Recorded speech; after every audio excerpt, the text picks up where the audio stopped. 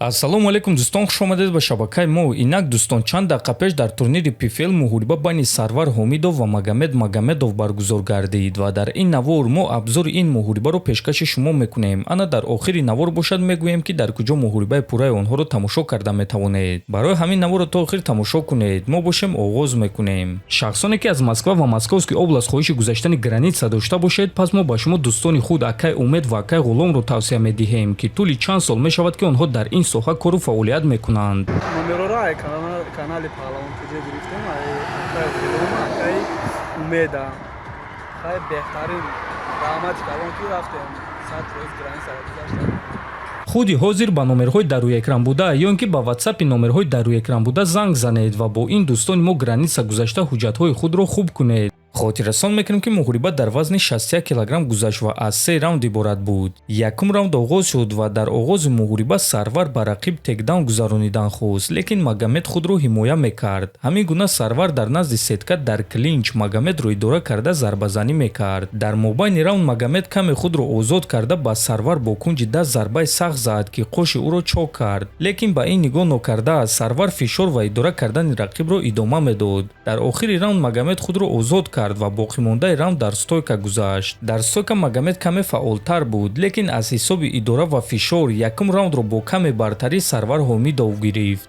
дуюм раунд оғоз шуд ва дар дуюм раунд низ Сарвар дарҳол ба гӯштин гузашт. Боз рақибро дар клинч дар назди сетка идора мекард, лекин ин дафъа Магомед худро зуд озод карда тавонист ва муҳориба дар стойка гузашт, ки дар он ҷо Магомедов каме фаъолтар буд. Дар мобайни раунд Сарвар рақибро ба замин афтонид ва ба усул гузашт, лекин Магомед худро ҳимоя карда тавонист ва баъд бартариро ба дасти худ гирифт ва акнун ӯ аз боло истода кор мекард. Дар охири раунд Сарвар ба по хеста тавонист ва боз дар клинч рақибро идора мекард. ҳамин гуна дуюм раунд ба анҷом расид ва бо каме бартарӣ ин раундро Магомед гирифт.